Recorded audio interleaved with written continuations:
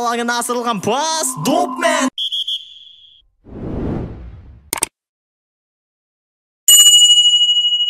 Қазақстан Премьер-лигасының 2021 жылдың алғашқы ойыны Қайрат пен Жетісу арасындағы ойын болды. Бұл жерде Қайраттың жеңісін көрдік. 2-0 Қайраттың сапында Небойша Косович пен Гүлжігіт Алықұлов өзінің қанжығасына 1-1 голдан еселеген болатын, және де Гүлжігіт Алықұлов бұл жерде 1 ассист берген болатын.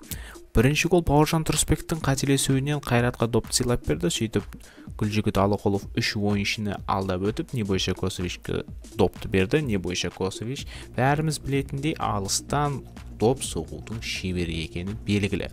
Ал екінші голға назар аударатын болсақ, екінші голда Шабаевтың қателесуінен Қайраттың қарымта шабуылының нәтижесінде Гүлжігіт Алықұлов керемет гол салды. Сөйтіп Қайрат 2-0 есебімен жеңген болатын. Көріп тұрғанымызда Жетісудың қосалқы құрамындағы 11 Златын Ибрагимович те Жетісудың Қайратқа төтеп беруіне көмектесе алмады. Ал Талдықорғандық команданың сапынан 2 қорғаушы бұл жерде өте жақсы ойын көрсетті емес, бірақ жалпы тырысты деуге болады. Ол Асхат Балтабеков, сол жақтағы қорғаушы немесе латераль дейміз, және де тіреуші жартылай қорғаушы немесе бұл ойында қорғаушы рөлін атқарған Филипп Ипалье болды. Олардың индекс ұпайлары, инстат индекс ұпайлары 218 Асхат Балтабековте және де Ипальеде 209 ұпай. 13 наурыз күні Тұран мен Астана арасындағы ойын өтті. Ал су жаңа Түркістан аренада, яғни футболды көрген болатынбыз. Футбол ма, футбол емес пе, қандай спорт түрі екенін білмеймін, бірақ футболға ұқсас болды. Кейбір жанкүйерлер бұл су полосы деп те атап жатты. Бұл ойындағы бірінші голға назар аударатын болсақ, Адамс Лайонельдің допты қабылдай алмауынан қателесуінен Марин Тамасов немесе Қазспорттың ойыншы Сапаров, Қазспорт немесе ФЛК-ның ойыншы Сапаров гол салған болатын, сөйтіп есепті ашқан болатын. Ал түркістандық ойыншылар бұрыштаманы оңтайлы пайдаланып, Таңат Нөсербаев гол салған болатын өзінің бұрынғы командасына. Ал Астана екінші таймда дәл сол бұрыштаманы бізде қолданайық деді, себебі мынандай алаңда ойнау мүмкін емес, себебі пас берсең пастың күші де жетпейді, пас соңына дейін жетпейді, суда тұрып қалатын болғандықтан астаналықтар не істеді? Әрине бұрыштаманы сәтті қолданды. Бұл жерде Абзал Бейсебеков өкшесімен голды әдемі етіп салып жіберген болатын. Ал Тұранның екінші голына назар аударатын болсақ, бұл жерде Непогодов өзінің фамилиясы, яғни өзінің тегіне сәйкес бұл жерде алаң екен еске түсіріп, допты қабылдамай, допты ұстамай, бұл жерде Мардан Төлебековке есеп ашуына мүмкіндік сыйлап берген болатын.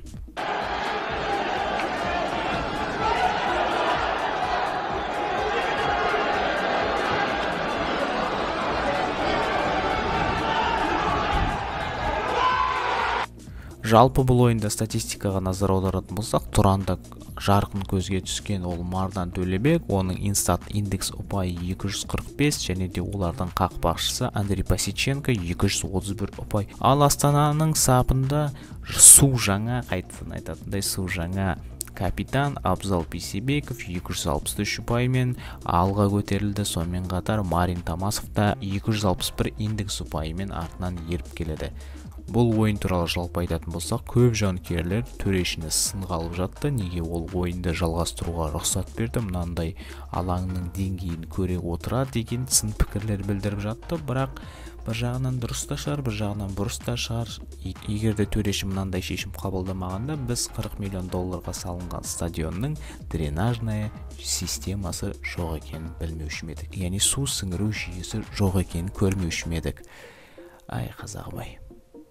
Дәл сол сенбі күнінің соңғы ойыны бұл Атырау мен Шахтер арасындағы ойын Мұнайшы аренасында өткен болатын. Бұл ойын бір аса бір қызықты болған жоқ. Бұл жерде Атырау аутсайдер ретінде көрінді, ал Али Алиевтің командасы өте ауыр қозғалды. Арсен Хубулов айып соққысынан керемет әулете асырып берді. Оны Қарам Сұлтанов допты тебем, яғни қақпаға қарай бағыттағысы келді, бірақ көріп тұрғаныңыздай ол қақпаға емес, қақпаның сыртына қарай бағыттады, ал оны Виталий Балашев көріп қойып, допты алып, голды салып жіберген болатын. Жалпы ойын туралы айтатын болсақ, ойында біраса бір қызықты эпизодтар орын алған жоқ. Бұл ойында Атыраудың сапында қаһармандар әрине бұл сол жақтағы қорғаушы Брайан, немесе Брайан, қалай ыңғайлы солай айтуға болады. Сонымен қатар екінші таймда кірген қорғаушы ол Әділбек Жұмаханов, ал Шахтерде әрине бұл ойындағы үздік ойыншы атанған Виталий Балашев жалғыз голды салған, және де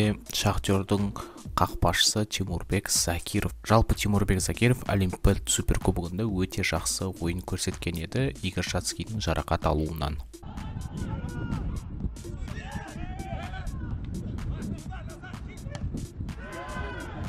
Суперкубок чемпиондары Қостанайлық Тобыл өзінің алаңында Ақжайықты 2-0 есебімен жеңді. Бірінші голға назар аударатын болсақ, Ақжайықтың ойыншыларының бір шама қателесуінен пайда болған гол. Бұл жерде жалпы айтатын болсақ, Ақжайық егерде қорғаныспен ойнайтын болсақ, олай өте төмен жатып алудың қажеті жоқ, себебі сендердің қорғаушыларың бір Серхио Рамос емес, Пике емес, басқа бір Ван Дейк емес, олар деген қарапайым қазақстандық футболшылар. Сол себепті де олар әрине өте сығылудың кесірінен Азат Нұрғалиевке бірде-бір шығуына жалпы мүмкіндік беріп қойды қателесудің әсерінен.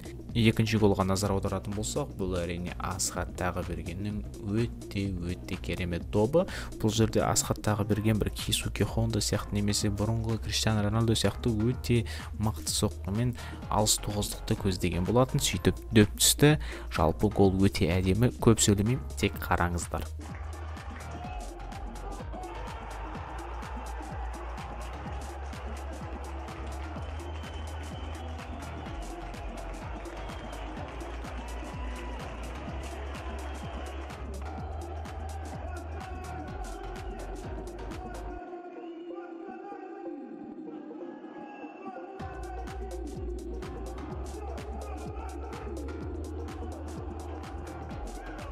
Осы ойынның нәтижесі бойынша үздік ойыншыларды анықтайтын боламыз. Тобылдың құрамында біздің ұлттық құраманың негізгі екі қорғаушылары Александр Марочкин мен Сергей Малый, олардың ұпайлары 299 және 298 инстат индексі бойынша. Ал Ақжайыққа келетін болсақ, Ақжайықта көзге түскендер ол қорғаушы Мейрам Сапанов 232 ұпай және де тіреуші жартылай қорғаушы Еркін Талапов.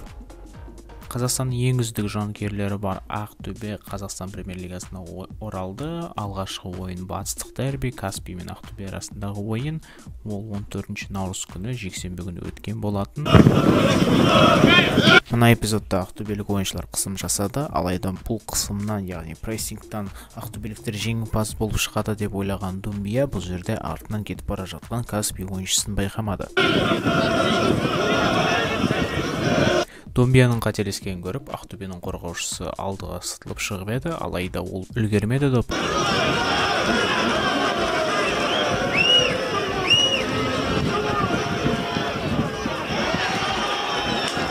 Сол үлгермегендіктен бұл жерде Әжімов Важди Сахлиді құлатуға мәжбүр болды. Сөйтіп қауіпті стандартты эпизод. Бұл жерден Важди Сахли жеңімпаз болып шықты. Бұл жерде айта кететін жайт, Ақтөбенің қақпашысы Нарзикулов бұл жерде жалпы қабырғаны, яғни стенканы дұрыс қоймаған сияқты. Жалпы ол мүмкін стенканы дұрыс қойған шығар, бірақ бұл жерде қақпашы алыс бұрышқа көздейді деп ойламаған еді.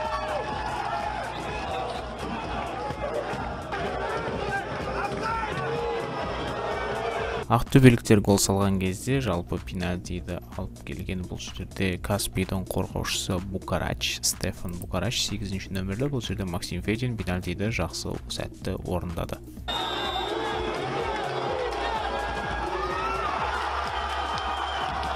Ал Қазақстан премьер-лигасына қайта құралған Ақтөбе мен Каспий арасындағы ойынға назар аударатын болсақ, бұл жерде көзге түскендер ол екі қорғаушы. Каспий сапында Илья Воротников 266 ұпай және де Ақтөбе сапында ол Рүстем Темірхан.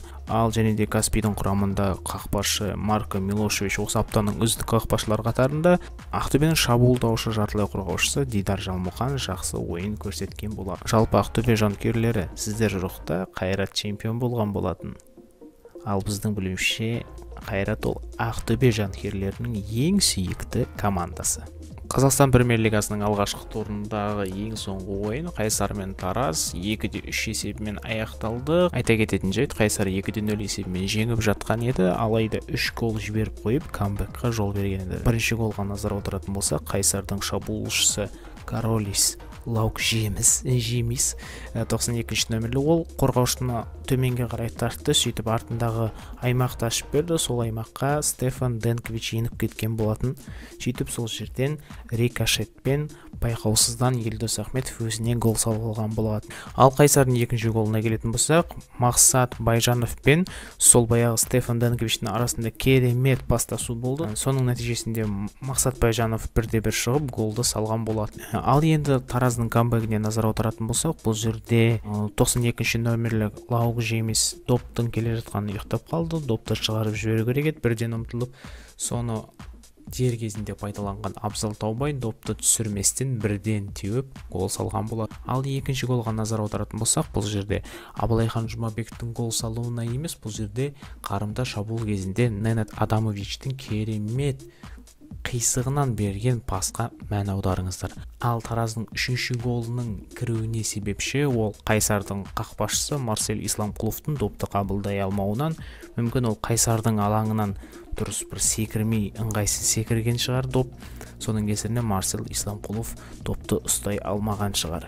Бұл ойында көзге түскен Қайсардың екі ойыншысын атап өткім келеді. Ол Егор Потаповтың орнына кірген Шоқан Абзалов, қорғаушы әрине. Қазақстанда тек қана қорғаушылар жақсы ойнайтындай көрінеді. Инстат индексі бойынша екіншісі де әрине Қайсар сапынан Бекзат Шадманов, ол да қорғаушы 6-шы нөмірлі.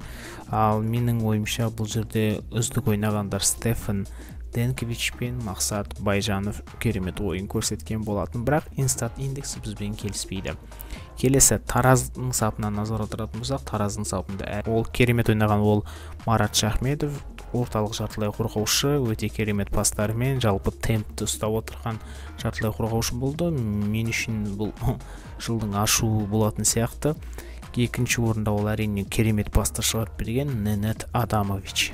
Бұл жерде айта кететін жайт, Ордабасы мен Қызылжар арасындағы ойын қар көшкін кесірінен ойын шегерілген, яғни кешіктірілген болатын. Ол кейінірек ойналатын болады, бірақ біз оған оралмаймыз. Жалпы енді біздің осы аптаның символикалық құрамасын құрастыратын болсақ, бірінші қақпашыдан бастау керек. Қақпашыға бізде 3 үміткер, ол Шахтер құрамасындағы Тимурбек Закиров, сол ойында 6 соққыны қайтарған болатын, 1 сейв жасаған болатын, пастарының дәлділігі 62%.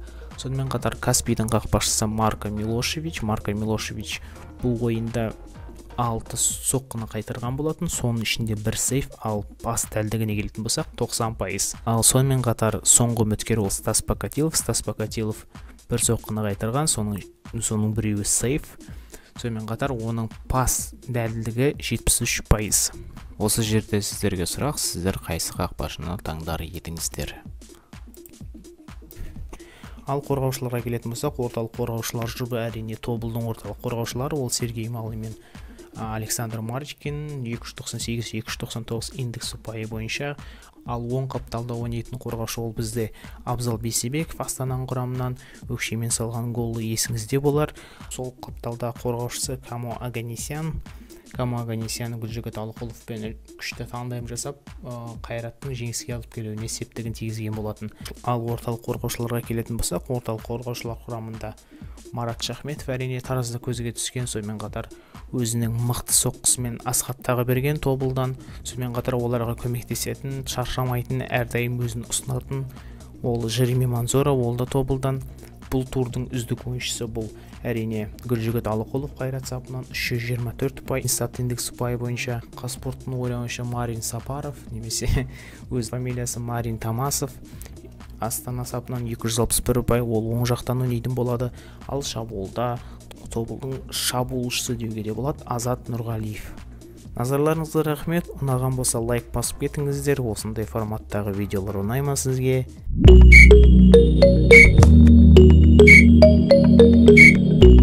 Айбалағын асырылған пас, допмен!